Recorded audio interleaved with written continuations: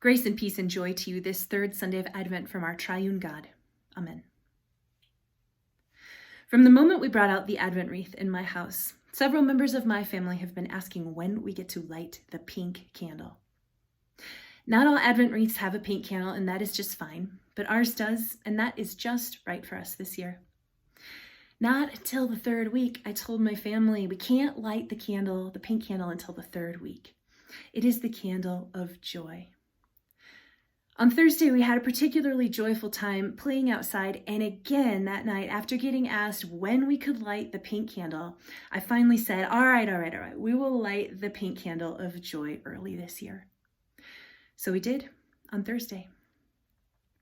I admit that joy is not my go-to feeling these days. The word joy is still all over the place. I see it on websites that are telling me to buy presents and give joy. I see it on the ornament that hangs on my tree of the little shepherd with the words "Joy to the World" written over him. It's on the coffee mug that I take out this time of year that says "Joy and Good Cheer" on the side of it. But I'm not feeling joy in the same way this Advent season for a lot of reasons that you might be able to relate with. For starters, aside from the Christmas Eve that I was born, this will be the first time in my life that I won't physically gather in a church building with a congregation on Christmas Eve. Our personal family Christmas celebration will look different this year. Other than a couple of very lovely virtual gatherings that I have attended, it's not like I've been going to any holiday parties or markets. And then, if we pay attention to the pain of the world, what is there to be joyful about right now? Around the country, more and more people are getting sick. Medical professionals and hospitals are maxed. We keep getting told to hunker down and isolate ourselves for the long, cold winter. The news cycle is understandably tense right now. You probably don't need me to go on, other than to say that joy is not the ringing emotion. How dare we talk about joy, let alone feel it right now? But today, we light the candle of joy. Why is it that Mary gets combined with the joy candle anyway? Is it because it's easier to imagine Mary as joyful instead of John the Baptist, who's another familiar person from the Christmas story? He's always painted kind of forceful and gruff. Is it that Mary is an adolescent and we often associate joy with younger people, kind of like an immature sort of emotion? At first glance, it doesn't make any sense, right? Mary is this poor, unwed, pregnant teenager from a very working class family whose fiance is possibly planning to divorce her right after he marries her. It is not a joyful situation. Mary runs to her elder Elizabeth's house after hearing from the angel that she is pregnant, and when she arrives, unexpectedly the baby leaps in her womb. And there, instead of bursting into tears, we have her in today's reading bursting into song. My soul magnifies the Lord, Mary says. As activist Ruby Sales puts it, we expect Mary at this point in the story to sing a blues song. And she bursts into a song of praise. What is it that makes a joyful life? What is it that marks a joyful life, like this one that Mary had? Like I said, Mary's situation doesn't seem to warrant great happiness. She doesn't have many of the things that we associate with a happy life in front of her. In this day and age, she would be very set back by the circumstances before her. According to our formulas, many times happiness hinges on success. I'll achieve happiness when I get this certain kind of job.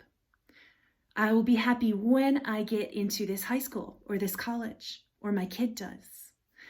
I'll be happy when I meet the one and I get married. I'll be happy when I lose 20 pounds or when I'm finally comfortably able to retire. When I succeed at whatever the thing is, I will be happy. Maybe we fight against it a little bit, like we kind of know that maybe that's not the right way to look at it, but it is really hard to fight because it is very deeply embedded in our culture. I know that I certainly feel that.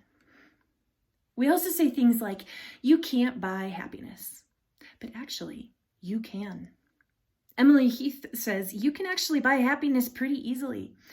You can find happiness in everything from a stiff drink to a big paycheck or a nice meal or a new car. You can get happy pretty easily, she says, at least for a little while, and then you can lose it just as quickly, she finishes. But next to Mary's joy, these formulas for happiness that we have are fairy tales. The kind of joy that overflows from Mary's heart is different. Now, there are a lot of ways to talk about joy, and maybe we should actually talk about more of them this year. I'll think about that. But one of them sticks out to me this week when I read Mary's Song of Praise that we have today. Psychologists say that our deep and abiding sense of joy doesn't depend on positive circumstances around us, like the right job or the right school or the perfect gift. One of the things that our joy is deeply connected to is our identity, the things that we value, and the deepest seeds of truth that God has sown inside of us. These seeds that we value are things like, we are forgiven. God is with us. Love your neighbor. We are beloved. We find God in community. These are some of the deepest things of our faith that we know to be true. Are there other things that you would add to this list that I just shared? Is there one of these deep seeds of faith that resonates with you particularly?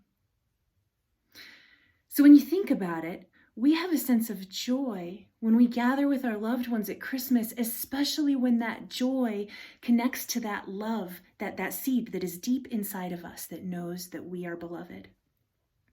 We find joy in serving others and doing things for people this time of year.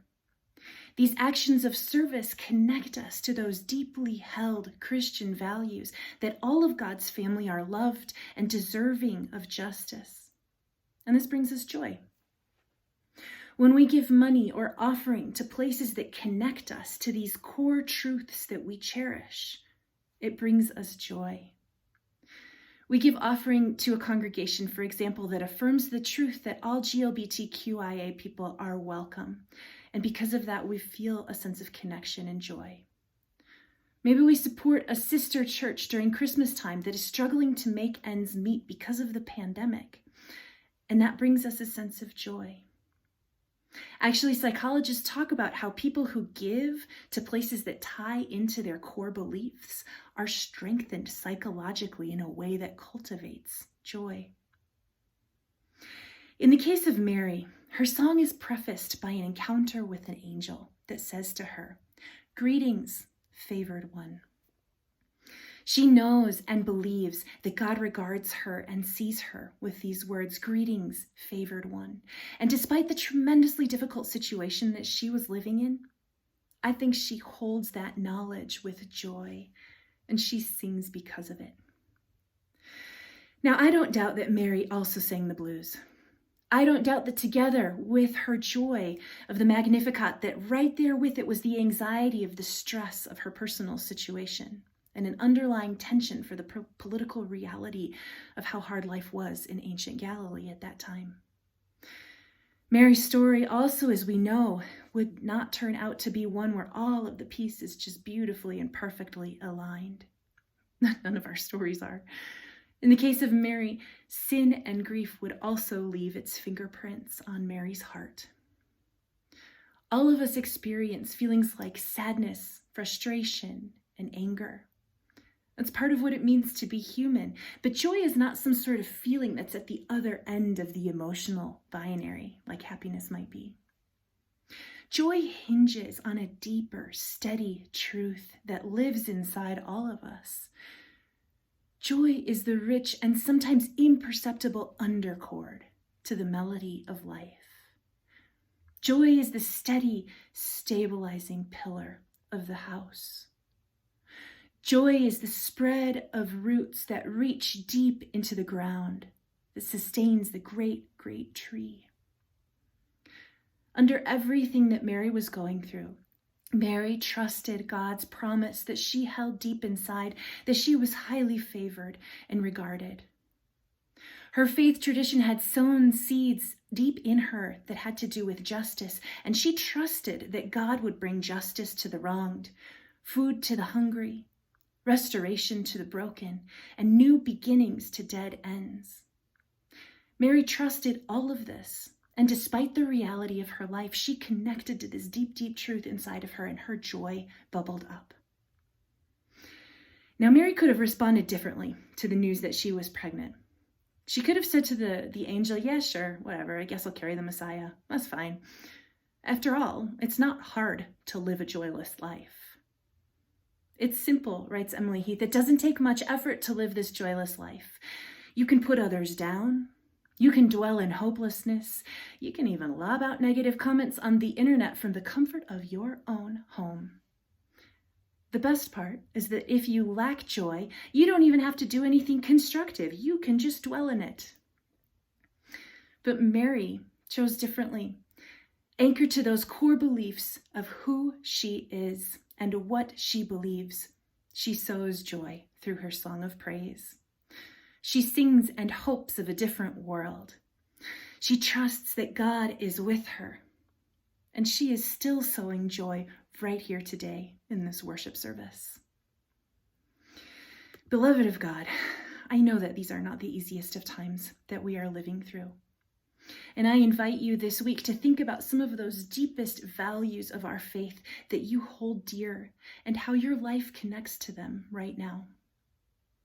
As people of faith, I invite you to cultivate joy and then to reflect it to a world that so desperately needs it. Blessed be the journey. Amen.